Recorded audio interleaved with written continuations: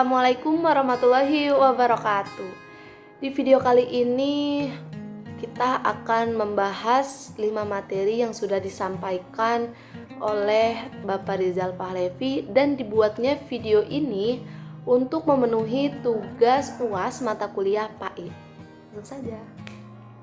Untuk materi ke-8 ada membangun spirit pembaruan negerimu, membangun dengan cara sifat terpuji sesuai dalam surat Al-Quran. Yang pertama, kajian dalam surat Asy-Syamsi. Di surat ini kita diharuskan untuk menjadi orang yang bertakwa. Allah akan memberikan taufik kepada orang yang beriman. Dengan jiwa mulhimah, manusia dapat memilih untuk melakukan hal baik atau buruknya. Konsep sederhananya, jika manusia bertakwa, maka ia akan meraih sukses. Sedangkan jika tidak, maka ia akan hancur. Untuk yang kedua, kajian dalam surat Ad-Duha, yaitu implementasi bertakwa kepada Allah dengan cara bersyukur.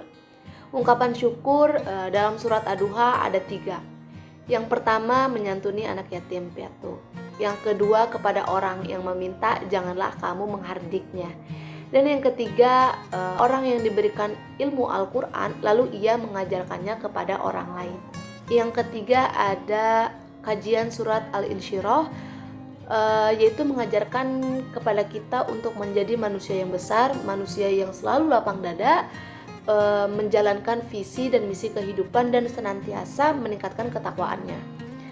Maka dari itu, contoh kecilnya ketika kita melakukan suatu kesalahan, anggap itu adalah suatu pelajaran untuk kedepannya agar tidak mengulanginya kembali.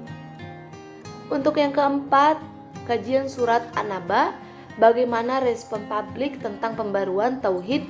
Jawabannya adalah matahari, bintang menjadi bukti kebenaran Al-Quran. Dan kembali kepada manusia itu sendiri, ia akan lebih memilih jalan Tuhannya atau malah mendustainya. Yang kelima, kajian surat Al-Mudaththir, etika dan sasaran pembaruan. Tujuannya adalah membangkitkan manusia dari kesyirikan. Sebelum melakukan pembaruan kepada orang lain, sebaiknya lakukan pembaruan kepada diri kita sendiri dengan berpakaian rapi, bersih, dan anggun. Paling penting adalah membangun sifat sabar karena Allah selalu menyertai orang-orang yang sabar. Untuk materi yang ke-9 ada leadership. Leadership sendiri artinya pemimpin. Pemimpin yang baik adalah yang diakui oleh umat dan dikenal melalui dakwah dan kiprahnya. Definisi kepemimpinan secara umum yaitu pemimpin yang bertanggung jawab dalam menggerakkan aktivitas dan memotivasi anggota kelompok untuk mencapai tujuan bersama. Pemimpin yang baik adalah yang bisa menjalankan amanahnya dengan baik. Karena ada pemimpin yang hanya duduk dan menikmati jabatannya saja. Headship dan leadership memiliki kesamaan, yaitu sama-sama memimpin. Untuk headship dilakukan melalui sistem organisasi, sedangkan leadership diberlakukan melalui individu yang merupakan anggota kelompok. Ada 2 model kepemimpinan. Yang pertama, pemimpin transformasional. Model ini biasanya selalu memotivasi bawahan untuk bekerja demi mencapai sasaran organisasi dan memuaskan kebutuhan mereka pada tingkat yang lebih tinggi lagi. Untuk pemimpin karismatik, biasanya ia akan memiliki karisma yang berbeda, yang selalu menginspirasi, yang selalu percaya diri, kemampuan dalam berkomunikasi, keyakinan yang kuat terhadap visinya. Untuk materi ke-10 ada prophetical leadership. Yang pertama, power of haji. Rasulullah pernah bersabda bahwa Allah akan menghapus dosa sebelum jika ia melakukan hijrah dan haji. Yang kedua ada melakukan amal ibadah unggulan, yaitu dengan berjihad di jalan Allah. Bila pemimpin yang memperjuangkan tauhid, maka ia akan mendapatkan jaminan dari Allah dan selalu mendapatkan dorongan dan pertolongan. Yang kedua ada unsur kekuatan suatu negara apabila pemimpin yang berilmu alim ulama. Yang kedua keadilan seorang pemimpin. Yang ketiga dermawannya orang kaya. Dan doa kaum duaf atau miskin. Adapun hikmah ajaran sebagai sumber energi kepemimpinan.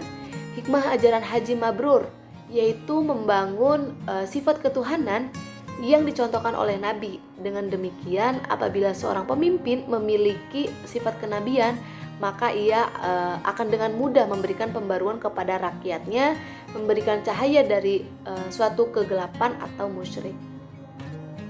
Yang keempat, ada metode internalisasi tauhid. Pemimpin harus memiliki sifat bersih dan indah, dan juga ia harus memiliki sifat menerima siapapun yang membutuhkan perlindungannya.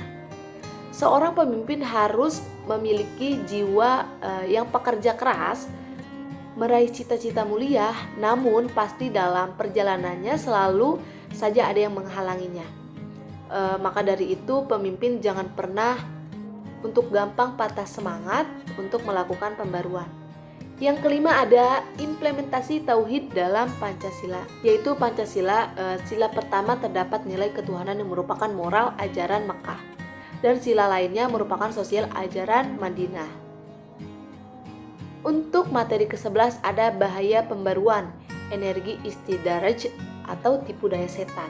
Nah, istidraj itu artinya melupakan Allah dan merasa cukup pada selainnya dan berpaling darinya. Istidraj salah satu bentuk tertipunya kehidupan untuk bertawajuh kepada Allah karena terpedaya oleh selain Allah. Istidraj memiliki makna ajab, berwujud kenikmatan.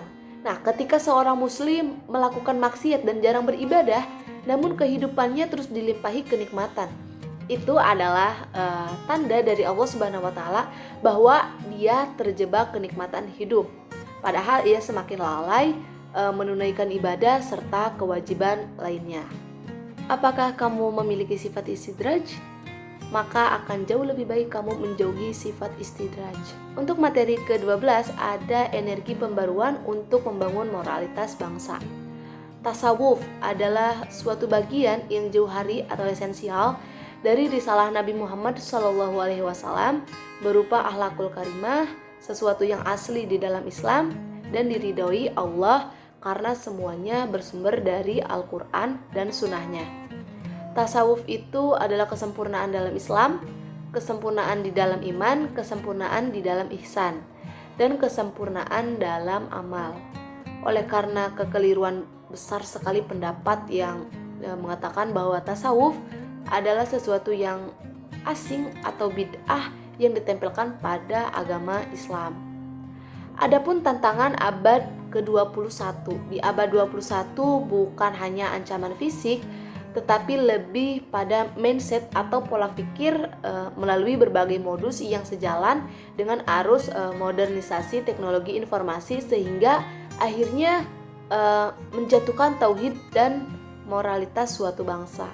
Adapun beberapa tanda kehancuran bangsa. Yang pertama, meningkatnya kekerasan, yang kedua ketidakjujuran, yang ketiga merasa tinggi rasa tidak hormat terhadap orang tua, guru ataupun pemimpin.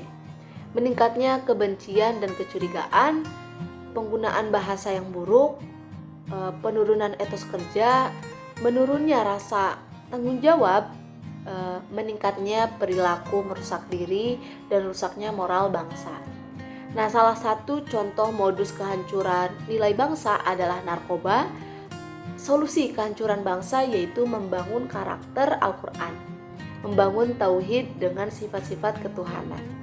Nah, akhir penguasa zolim, Allah akan memberikan hukuman kepada penguasa yang zolim dengan peringatan baik simbolik, tekstual, konseptual. Jika semua itu tetap ia hiraukan, maka pembalasan di akhirat yang perih akan menunggunya. Sekian penjelasan dari saya. Semoga bermanfaat untuk kita semua. Mohon maaf apabila ada kekurangan, karena saya juga masih dalam tahap proses pembelajaran. Kurang lebihnya mohon maaf. Jangan lupa subscribe, comment, and like. Assalamualaikum warahmatullahi wabarakatuh.